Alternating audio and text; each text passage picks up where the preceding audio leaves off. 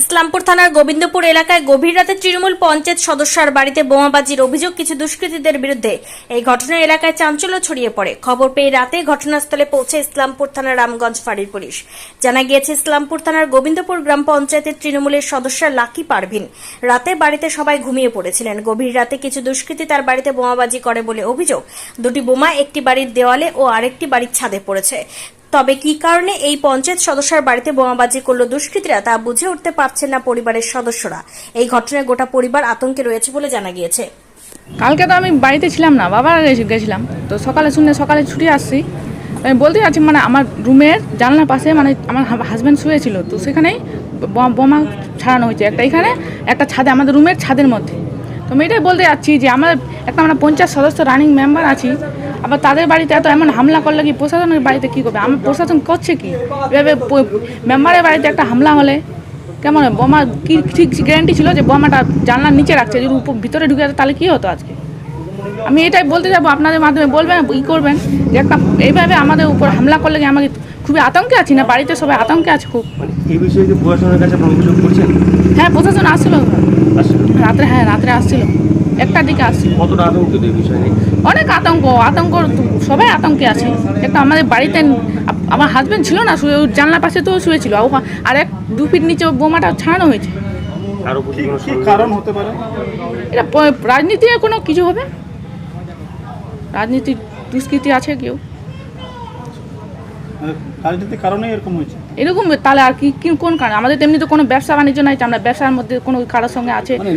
নিজের দলের লোকই কি? আপনারা কীভাবে বলবো? ওটা তো প্রশাসন বলবে না। গোটা ঘটনাকে আতঙ্কে রয়েছেন আপনারা? হ্যাঁ, আতঙ্কে থাকবো, আতঙ্কে আছি তো। কি চাইছেন আপনি? আমরা শাস্তি যাচ্ছি, ওদের খুঁজে বার করুক, যে কাজটা করছে ওদের খুঁজে বার করুক প্রশাসন, বার করে যে শাস্তি দাও। এভাবে তো হবে না, আজকে এখানে কালকে ওখানে, এভাবে পরশুদিনই তো একটা দুর্ঘটনা হলো, একটা পঞ্চায়েত সমিতির সদস্যকে প্রতিনিধিকে মারা হলো, আবার আজকে আমাদের বাড়িতে, আবার কালকে আবার কাদের বাড়িতে। এভাবে বলা যায় এটা কে করে, কিন্তু কেন এরকম করে? প্রশাসনকে তো এটা নিতে হবে, প্রশাসনকে দায়িত্বে নিতে হবে, এটা নিতে হবে, এটা চার্জ করতে হবে। এটা এভাবে তো হয় না, প্রত্যেক বাড়িতে আজকে এখানে কালকে ওখানে, এভাবে দেখতে পাচ্ছ না আপনারা তো কী করছে। কি নাম আপনার? লাকি পারবেন। আমি গোবিন্দপুর পঞ্চায়েতের মেম্বার। তৃণমূলের? হ্যাঁ, তৃণমূল। ঘটনা হচ্ছে যে কালকে 12টা 15 মিনিটে রাত্রে PM আমি বিছানার এক পাশে দুটো বালিশ নিয়ে এমনি চিত হয়ে শুয়ে মোবাইল দেখছি। হঠাৎ করে দেখি একটা বম চার্জ হয়ে গেছে আমার যে খোলা জানলা ছিল, জানলার 2 ফিট দূরে। তারপরে আমি বুঝতে পারিনি যে এটা বোমা। আমার পিছনে ছিল টাওয়ার আছে আমার, তো আমি ভাবছি টাওয়ার থেকে কোনো কিছু বিদ্যুতের কোনো দুর্ঘটনা হয়েছে মনে হয়। আমি দৌড়াই বাড়ি থেকে বাইরে আসে, দেখি টাওয়ারের দিকে যে ঠিক আছে। আবার যখন বাড়িতে ঢুকি দেখছি যে বাড়িতে স্মোক এবং বারুদের যে ম্যাটেরিয়ালগুলো আছে বোমার, সেগুলো গন্ধ পাওয়া যাচ্ছে, এবং তার র্যাকেজগুলো আছে, যে লোহার ছোটো ছোটো গুটিগুলো আছে, এগুলো যে র্যাকেজ আছে সেগুলো দেখতে পাই। দুটো বোমা একসঙ্গেই চার্জ করেছে। আমার এটা তো আমার ঠিক জানা নেই কারা করতে পারে, আমি তো গেস করতে পারছি না।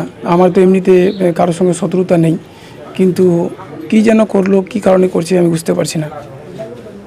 আপনাকে কি মারার উদ্দেশ্যেই বোম চার্জ করেছিল?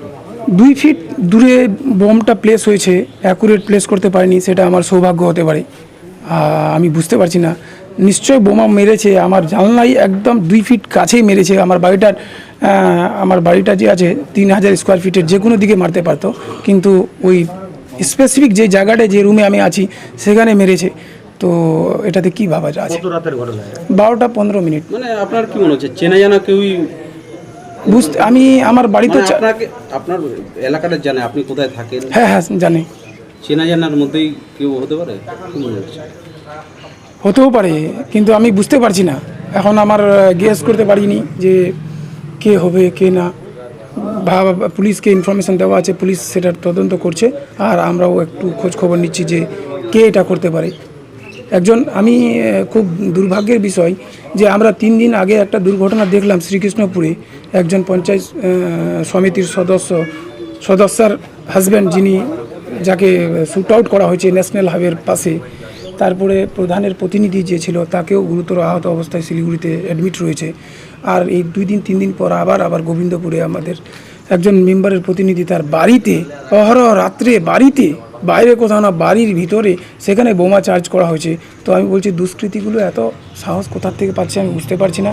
প্রশাসনকে আমরা বলেছি, প্রশাসন আশা করছি যে স্ট্রং হাতে ওদেরকে দমন করবে। মানে রাজনৈতিক চক্রান্ত দেখছেন না কোনো ব্যক্তিগত ব্যবসা বা কোনো ব্যবসা আমার নেই, আমার কোনো ব্যবসা নেই।